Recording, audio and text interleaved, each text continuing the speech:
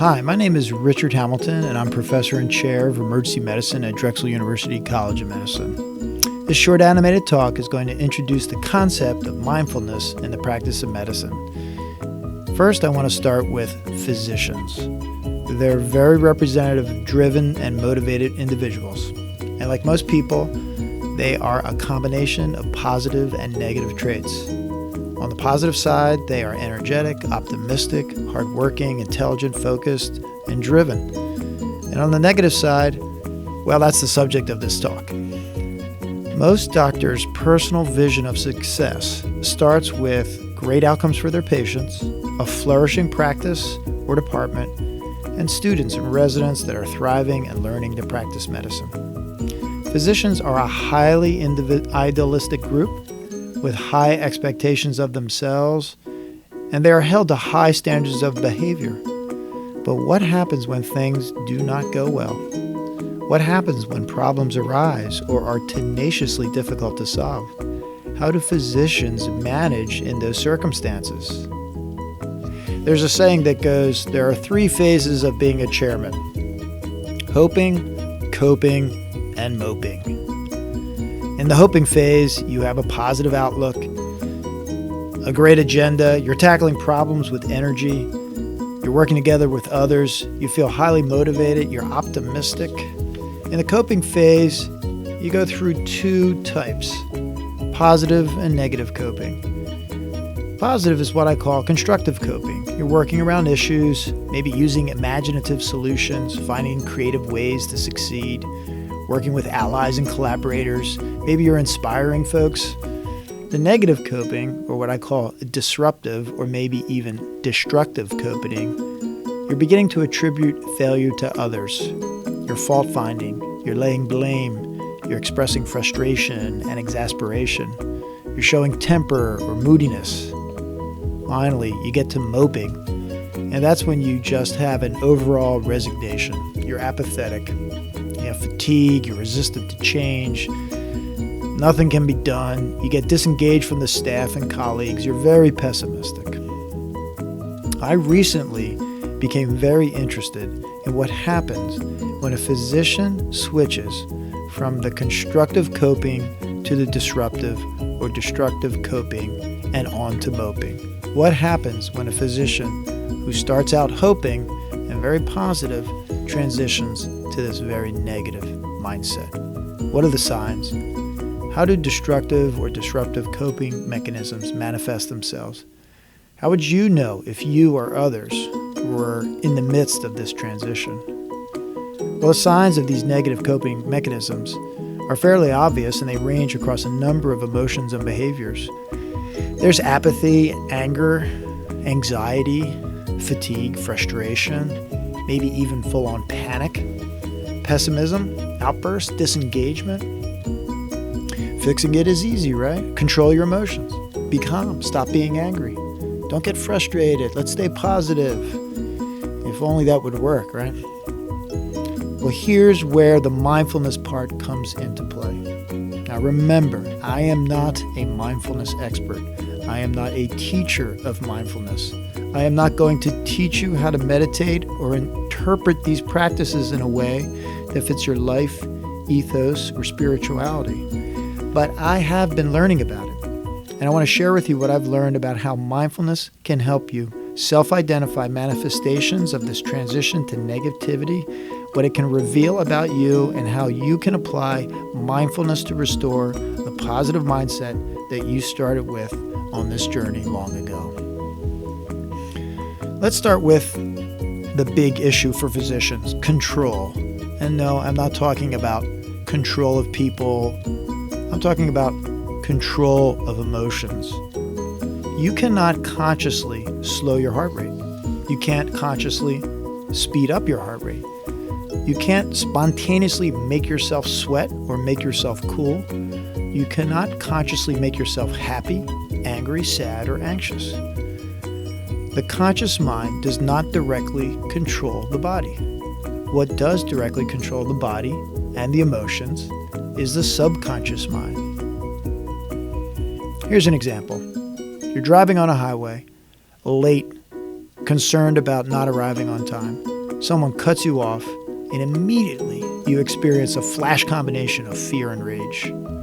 Now let's replay that episode with the same thing happening while you're consciously contemplating a sense of well-being and positive thoughts. You had a great day, you're feeling great, somebody cuts you off.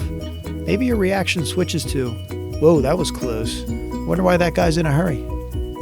What just happened there? The conscious mind can engage in practices which redirect the subconscious mind away from negative mindsets. Sure, you cannot consciously speed up your heart rate, but you can consciously meditate on a tiger chasing you through the jungle, and your heart rate will increase because your subconscious mind begins to live in that conscious state. You cannot consciously slow your heart rate down, but you can contemplate being on a beach with the sun and the wind, feeling calm and relaxed. And that effect on your subconscious mind will indeed slow your heart rate and improve your bodily relaxation and functions.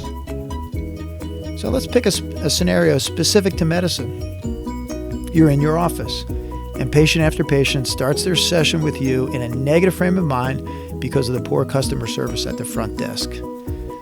You're frustrated. When you started this practice, you knew this would be a problem, but you were able to move some of the problem employees, set a few standards and expectations of behavior, and you thought you had the problem licked, but it still persists. You resolve to let your office manager know how annoyed and angry you are that the problem persists. Or maybe you suddenly start to feel anxious. My practice is going to fall apart. My salary will be affected. How will I pay for my kids' college? Or you resign yourself. This is unfixable. This is get through these sessions quickly, get out of here on time for once, and just try to do something else to get my mind off this place. This is where most leadership talks switch to problem-solving mode. Well, how do you motivate the employees? What are your strategies to achieve success? Reward good employees, encourage the staff. Well, that's not what this talk is about. This talk is about how I discovered mindfulness when I began to ask myself, as a physician in a leadership role, what does the emergence of these negative emotions and reactions to adversity mean? Where do they come from? What is their origin? It's my theory that every disruptive or destructive coping or moping emotion or behavior is fueled by a subconscious engine, and that engine is a fear of loss. Fear of loss is like a subterranean furnace. It's a hot cauldron of conflict.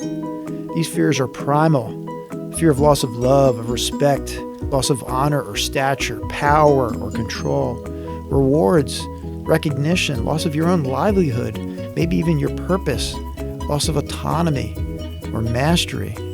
You can throw your own fear in there. This fear of loss is a powerful motivator. Many extremely successful people ride the power of this hot engine to a glorious but sad ending. They end up accomplished but unfulfilled, salaried but sad, awarded but unrewarded. How do you break this cycle? You break this cycle by treating the emergence of these emotions in yourself with the mindfulness concepts of kindness, curiosity, and acceptance. The fear that you will lose respect, recognition, honor, love, or stature, power, or control, you name it, is not real. Fear is not real. Fear is a product of subconscious thoughts and releases itself as anger, apathy, anxiety, and all sorts of negative emotions.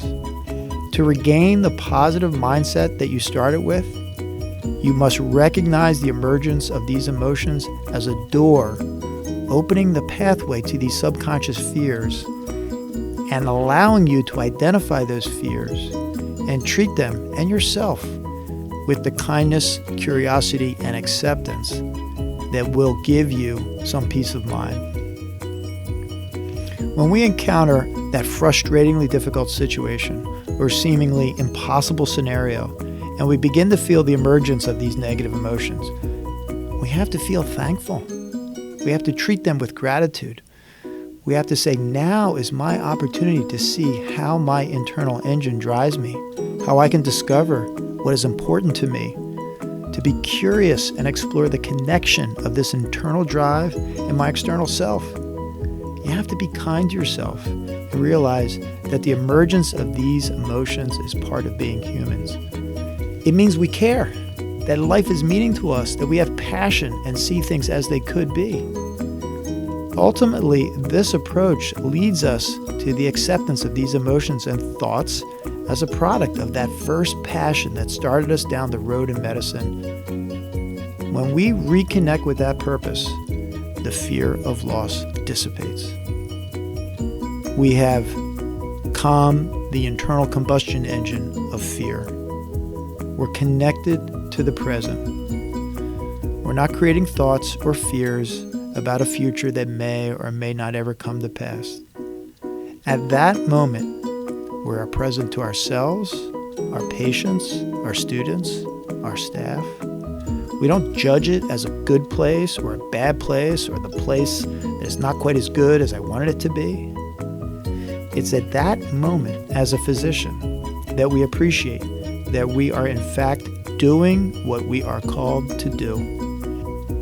That moment, with all of its perfections and imperfections, is the place where we are supposed to be.